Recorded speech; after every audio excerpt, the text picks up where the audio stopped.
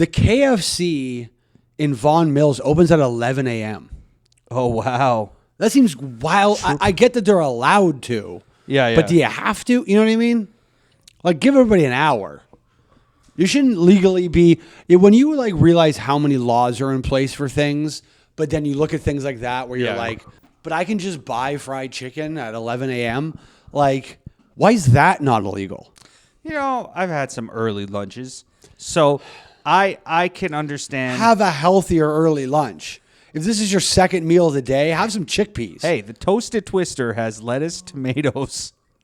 You could even argue the Double Down. What was the caloric intake of the Double Down? Because everyone made fun of it, but was it worse? That's the thing. If you really think about it, you're right. It's probably not worse than like a 2-patty McDonald's burger or something like that. Logically, there's more bread actually.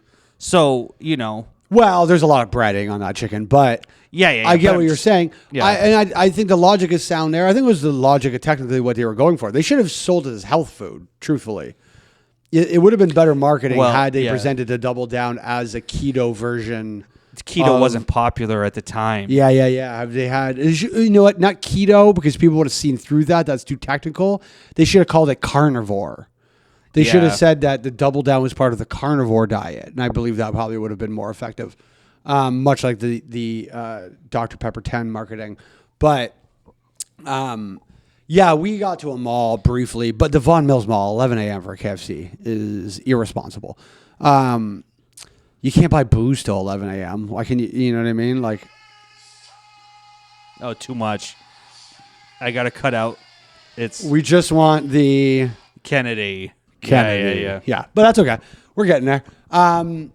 Yeah, we went, me and Kennedy. Oh, I see. Went to... now I know the application. You did send me that, and I'm like, I just like that guy as a wrestler. Yeah. Now I get it. Yeah. Yeah, that's the application. I sent you... This is what's funny is when I showed her Mr. Kennedy, she was like, how have you not shown me this yet? And it had kind of slipped my mind. And now realizing that I sent you Mr. Kennedy and you still didn't put together that that's her name, it makes me feel a little better about not putting that together for some reason. But yeah, Mr. Kennedy. Fucked over by Randy Orton. Do you know that? Is that the reason? Because I was going to say Mr. Kennedy is one of the biggest like disappointments where I thought he was actually a new guy that could fit in the old world and everything. He was good. Well, so basically, from my understanding, what happened is Randy Orton said he was dangerous to work with, that he was like unsafe. Randy got like hurt on a suplex. So I don't know if you know this, but Stevie Richards has a podcast or like a YouTube thing, and I'll watch it. So he went over that and was like showed how safe Mr. Kennedy was during the entire thing.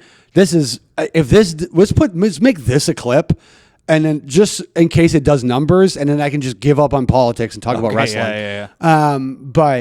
I mean, and honestly, you'll learn more about politics and wrestling than you will both in politics. So, but it was a very safe suplex. Sure. And Randy Orton complained about it to have Mr. Kennedy fired.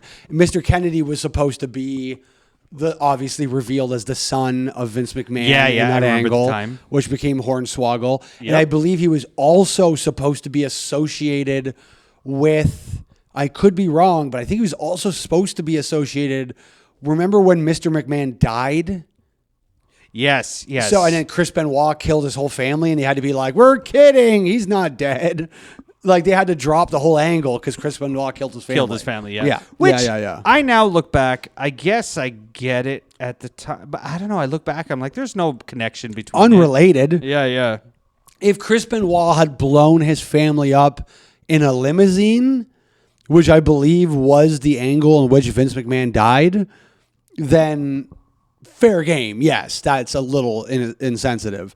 But, yeah, no. I mean, Mr. McMahon didn't die from the crippler crossface. Yeah. Like, if they had a storyline going at the time where one of the wrestlers murdered his whole family, and that's what made him a badass, then you can drop it. Drop that. Yeah. I do believe with Muhammad Hassan and Sean Davari, I believe, they had like a kidnapping and beheading angle, and then the London tunnel bombings happened, and they had to drop that angle because of the same insensitivities. But yeah, that's been Wrestling Corner. Blue Meanie, January 31st. If this works, Very excited about come that. check out the Royal Rumble. Yeah, it'll be fun. You can watch in this very small space the Royal Rumble live in Saudi Arabia. For some reason, they gave him a hard time about it for a bit. That's not fair. People were mad about that for a while. That WWE went to Saudi Arabia so much. Yeah, but still, it's just people. But people don't care as much about wrestling, you know? It's not taken seriously. Yeah. It's not taken seriously, and it should be, because sometimes you leave wrestling and become the president of the United States for 8 years. So, maybe sometimes you leave wrestling and become the biggest action star in the whole of Hollywood.